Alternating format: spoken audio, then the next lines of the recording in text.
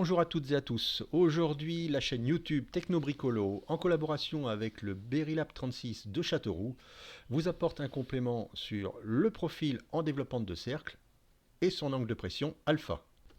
Partons d'un engrenage constitué d'une roue 1 et d'un pignon 2 que je place en vue de face. Le point I est le point de contact entre les deux roues, il se situe ici.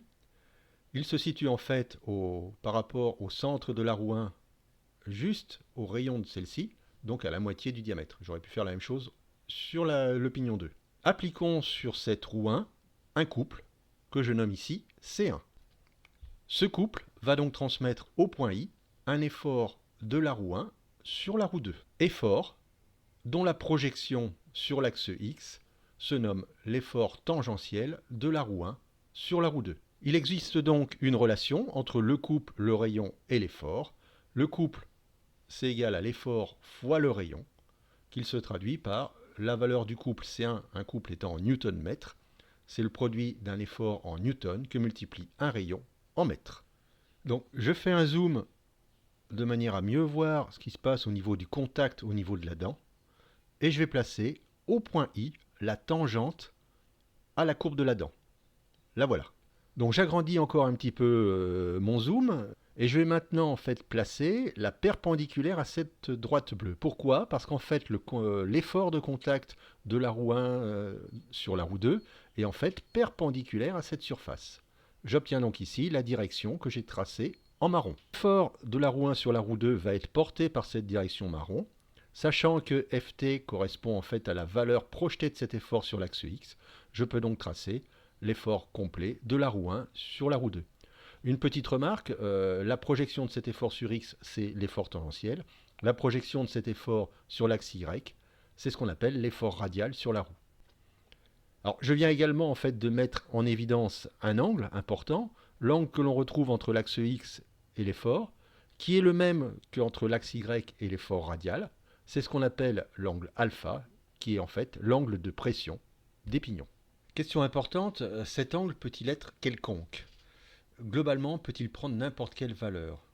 Eh bien non, car il dépend en fait du profil de la denture, donc du procédé de taillage de la dent et donc de l'outil qui a servi au taillage. Reprenons la chaîne à son début et commençons donc par les procédés de fabrication. Globalement, je ne vais pas trop détailler, hein, mais il en existe plusieurs. On peut fabriquer en fraisage, avec un outil pignon, avec un outil de brochage, par mortaisage, par électro-érosion et bien d'autres. Je vous conseille également, si ça vous intéresse, d'utiliser ces mots-clés et de regarder un peu sur Internet ce qu'il y a derrière tout ça.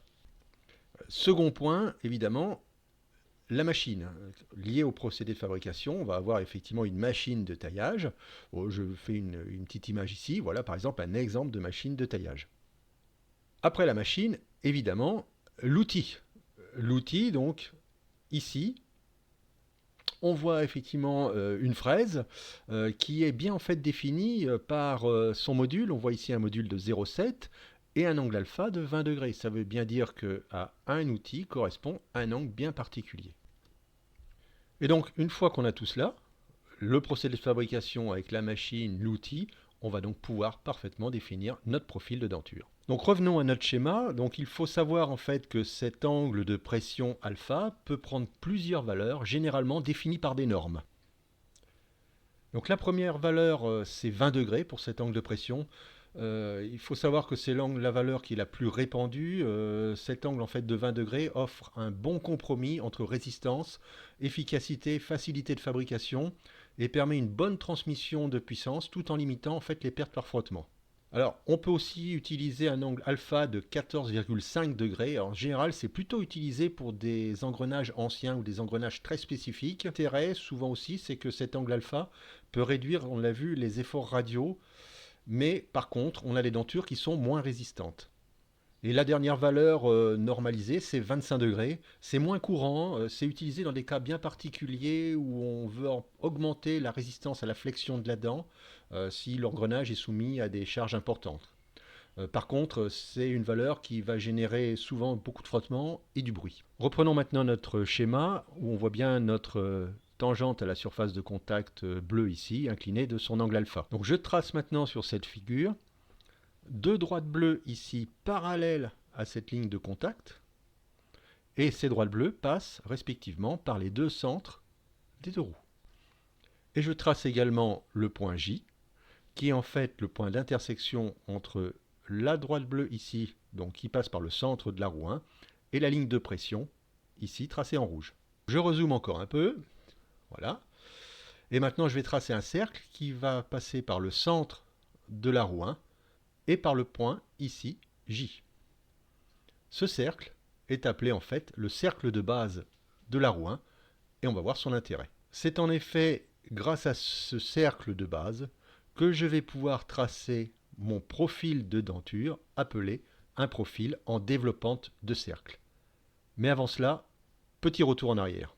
Le premier portrait que je vais vous montrer, c'est celui effectivement de Léonard de Vinci, bien connu, on va dire, fin du XVe siècle.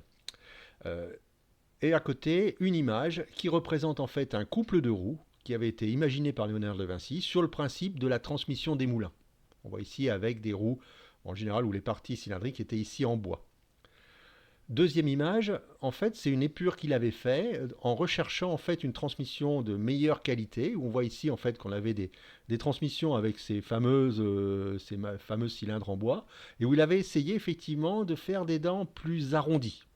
On voit donc déjà effectivement qu'au XVe siècle, sur cette seconde image, on voit déjà la volonté en fait d'améliorer la transmission de puissance. Le second personnage à intervenir, c'est Christian Huygens, un célèbre physicien, mathématicien du XVIIe siècle, dont certains ont sûrement entendu parler, ceux qui ont fait un petit peu de résistance des matériaux avec son fameux calcul des moments d'inertie. Alors ce Christian Huygens, en fait, il a fait des études de manière à améliorer cette transmission de puissance, et c'est le premier en fait qui a travaillé sur ce qu'on appelle un profil en développante de cercle. Donc maintenant voyons un peu de plus près comment tracer un profil en développante de cercle. Il faut savoir que la définition d'un profil en développante de cercle, c'est globalement une droite que l'on fait rouler sans glisser sur une circonférence. Donc voilà notre cercle. Voilà ce qui va schématiser notre droite, le raylet.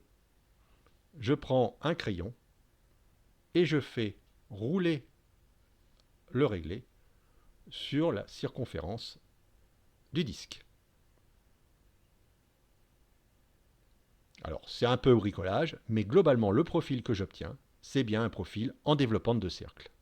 Retrouvons maintenant notre profil et citons quelques avantages. Le premier avantage, et non des moindres, c'est d'avoir une transmission uniforme du mouvement. C'est-à-dire que la vitesse angulaire va rester stable, et ce qui va éviter en fait les à-coups et les vibrations de notre engrenage. Le deuxième, c'est la réduction des frottements. Et qui dit réduction des frottements, dit effectivement aussi diminution de l'usure des dents, et donc augmentation de la durée de vie de notre engrenage. Troisième avantage, c'est la facilité de fabrication. En effet, il y a beaucoup d'outils de taillage, comme par exemple les fraises mères, qui peuvent facilement générer des profils en développante de cercle, et d'une manière relativement précise et facilement répétable, ce qui simplifie en fait la production en série et garantit en fait une interchangeabilité générale des pièces. Un autre avantage important en fait de ce profil en développante de cercle, c'est la répartition optimale des charges. Ça veut dire que les charges vont être réparties progressivement sur plusieurs dents, ce qui va réduire les contraintes locales et va améliorer la résistance mécanique de l'engrenage. Et un autre avantage, c'est effectivement la tolérance aux écarts de centre. C'est-à-dire que même si on a un petit écart entre nos deux centres, ce profil en développante de cercle va permettre de maintenir un contact correct, même dans ces conditions. Voilà, cette présentation est maintenant terminée, j'espère qu'elle vous aura plu et je vous dis à bientôt pour découvrir d'autres réponses dans notre petit carnet.